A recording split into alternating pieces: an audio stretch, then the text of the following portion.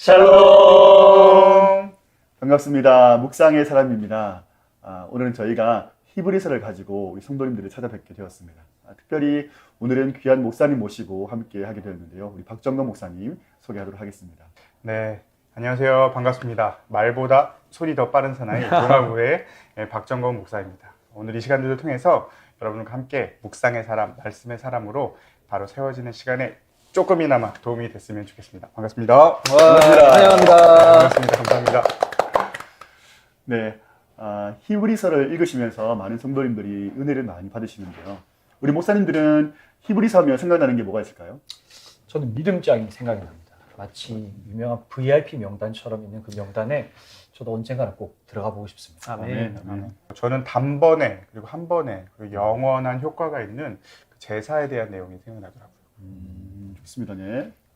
저는 죄와 싸우되 피 흘리기까지 대항하라 하시는 그 말씀이 기억에 남습니다. 저도 그렇게 살고 싶은 마음이 간절하기 때문이 아닐까 싶습니다. 저는 구름같이 허다한 우리 믿음의 증인들이 있다. 이런 것들이 우리 신앙생활 하면서 참 힘이 되지 않는가 이런 생각들을 또 해보게 됩니다. 우리가 묵상하면서 기본적인 어떤 배경 지식은 늘 가지고 가야 되잖아요. 그래서 히브리서에도 이제 기본적인 배경 지식이 있으면 참 좋겠는데요.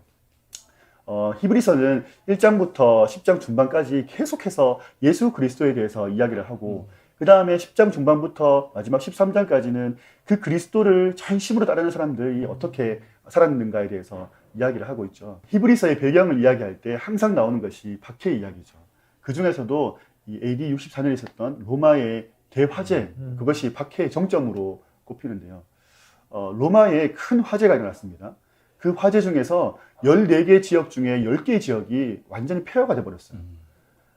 이 네로 황제가 화재를 수습해 보려고 아주 많이 애를 썼지만 그렇지만 오히려 네로 황제에 대한 안 좋은 소문만 늘어날 뿐이었습니다. 이 상황을 좀 타개하기 위해서 네로 황제가 지목한 것이 공교롭게도 그 타지 않았던 4개의 지역 속에 살고 있었던 유대인들이었어요. 근데 네로 황제의 아내가 유대인이었거든요. 그러니까 유대인을 직접적으로 공격할 수는 없고 그 유대인들 속에 그리스도인들을 이제 공격의 타겟으로 선정을 하게 된 것입니다. 그러면서 기독교인으로 알려진 사람들을 잡아서 마구마구 처형을 하기 시작하죠. 그 중에는 끝까지 믿음을 지키면서 순교를 선택했던 사람들이 있는가 하면 또 한편으로는 그 박해가 너무 두려워가지고 다시 그 유대교로 개종하려고 했던 그런 그리스도인들도 있었습니다. 이런 배경 속에서 성도들의 믿음을 굳건하게 세우기 위해서 히브리서가 이제 쓰여졌던 것이죠. 박정건 목사님, 히브리서 전반부에 보면은 계속해서 아브라함보다 뛰어나신 예수님, 또 모세보다 뛰어나신 예수님, 이렇게 예수님에 대한 이야기가 계속 나오는데 이런 건 왜 그렇게 기록하고 있을까요? 네. 우리 정 목사님이 말씀하신 것처럼 이 히브리서의 수신자들이 유대인들, 그 중에서도 기독교로 개종을 했다가 다시 그 심각한 박해 때문에 다시 유대교로 재개종하려는 그런 사람들을 대상으로 쓰여진 서신으로 보이는데요. 그래서 히브리서 전체의 내용에서는 자연스럽게 그 수신자들이 다시 돌아가려고 하는 그 유대교의 모습과 그리고 신자들이 믿고 있는 예수님에 대한 비교가 굉장히 많이 등장을 하는 것 같습니다.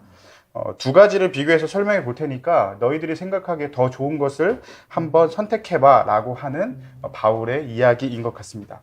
그래서 예수님이 어떤 선지자보다 그들이 믿고 있던 그리고 천사들보다 모세보다 여호수아보다 대제사장 아론보다 더 크신 분이시고 더 크고 온전한 장막을 지으시고 더 좋은 제물이 되시고 더 좋은 부활을 이루셨음을 비교하며 강조하고 있습니다. 이러한 반복되는 비교를 통해서 이 저자는 그 수신자들에게 너희가 가진 진리, 예수 그리스도가 너희들이 이전의 것들과 비교해서 조금 더 좋은 정도가 아니라 어느 것과도 비교할 수 없는 최상의 것을 너희가 가지고 있다라는 것을 권면하고 강조하며 말하고 있는 것입니다. 그래서 이 히브리서 본문을 묵상할 때에는 과연 예수 그리스도를 이 본문에서 어떠한 것들과 비교하고 있는지 그리고 예수 그리스도의 그 탁월성과 완전성을 발견하시고 그렇다면 과연 내 삶에는 예수님과 다른 어떤 것을 비교하고 있는지 생각하시면서 묵상을 하면 참 도움이 많이 될 것 같습니다.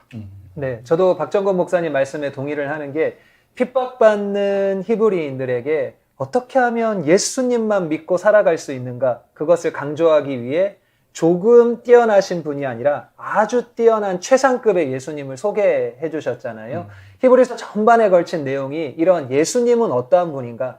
절대 이분만 놓치지 않으면 승리할 수 있다 하는 것을 알려주고 있는 부분들이 많이 등장을 합니다. 그래서 이런 확신을 주기 위해 사용된 기독론을 뜻하는 단어들이 몇 개 등장하는데요. 첫 번째가 성육신, 우리 위에 인간의 몸으로, 신이신 그분께서 인간의 몸으로 오셨다는 성육신, 그리고 대속, 그리고 제사장으로서 얼마나 탁월한 역할을 하셨는가. 이 기독론에 대한 설명이 기가 막히게 기록되어 있는 것이 히브리서라고 말할 수 있는 것이죠. 특별히 대제사장의 역할에 관해서 한번 살펴보면요.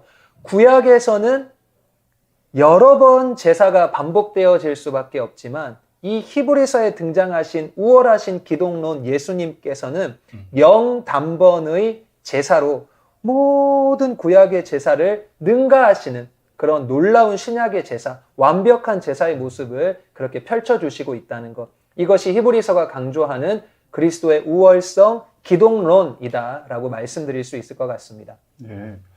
우리가 히브리서를 이렇게 꾸준히 또 읽다 보면은 히브리서 안에 반복되는 단어가 이렇게 보인단 말이죠. 그 반복되는 단어 중에 하나가 언약이라는 단어인데요. 단어가 반복된다는 것은 뭔가 그 중요한 의미를 가지고 있기 때문에 반복이 될 텐데 이 언약에 대해서 한번 무슨 말씀을 해주시죠. 네, 이스라엘 사람들은 언약이라는 단어를 들으면 시내산 언약을 떠올렸습니다. 그래서 언약이 계속 반복될 때마다 이 수신자들은 시내산 언약을 떠올렸고, 그리고 앞서 목사님들이 말씀하셨듯이 제사법, 성막, 그리고 대제사장 이러한 고민들을 떠올렸을 것입니다. 그런데 오늘 우리 히브리서를 바라보면 그 옛 언약, 새 언약을 구분하면서 나중에 히브리서 8장, 9장에 보면 정말 결정적인 표현을 하는데 예전의 언약은 모형이다, 그림자라는 이야기를 합니다. 수신자들이 그리스도인들이지만 헬라 문화에 젖어 있던 사람들이고 다시 이스라엘에 돌아가려던 이 사람들은 모형, 그림자라는 단어를 들었을 때 분명히 한 가지를 생각했을 거예요. 무엇이냐면 그러면 실제란 무엇인가? 왜냐하면 헬라 철학은 모형과 그림자가 있지만 실제가 더 중요하다라고 끊임없이 가르치는 것이 헬라 철학이었습니다. 그래서 언약이라는 단어를 들었을 때 제사법, 대제사장, 옛날 것들을 계속 떠올리다가 그것은 모형이다 했을 때 사람들은 아까 목사님께서 말씀하셨듯이 그러면 실제는 무엇인가? 그것은 바로 대제사장, 우리의 희생제물, 우리의 성막 대신 예수님이다를 떠올릴 수 있도록 히브리서는 기록되어 있었습니다. 그럼 얘기를 계속 듣다 보니까 모세도 아브라함도 이런 것들도 다 모형이고 실제 대신 예수 그리스도가 우리의 영원한 대제사장이시고 언약도 옛 언약은 모형이고 새 언약으로 오신 예수님이 우리의 실제 대신 언약이다. 이 말씀을 이제 하시는 거죠. 네, 맞습니다. 히브리서의 전체적 구조를 이렇게 두고 묵상하시면은 참 도움이 많이 될 것 같습니다. 이렇게 박해의 시대를 살면서 자기의 생명을 주님께 내어드리기를 결단했던 그 믿음의 선배들이 과거의 모형이 아니라 실제 대신 예수 그리스도에게 집중했구나. 그것이 이 사람들이 그 박해의 시대를 이겨낼 수 있는 원동력이었구나. 이런 것들을 우리가 히브리서를 통해서 배울 수가 있는 것 같습니다. 오늘 이 시대에 또 다른 박해의 시대를 살아가는 우리가 주님 앞에서 이 시대를 넉넉히 이기며 승리하며 살아갈 수 있는 비결을 또 히브리서를 통해서 발견할 수가 있을 것 같습니다. 좋은 시간 되시길 바라고요. 여전히 묵상하세요.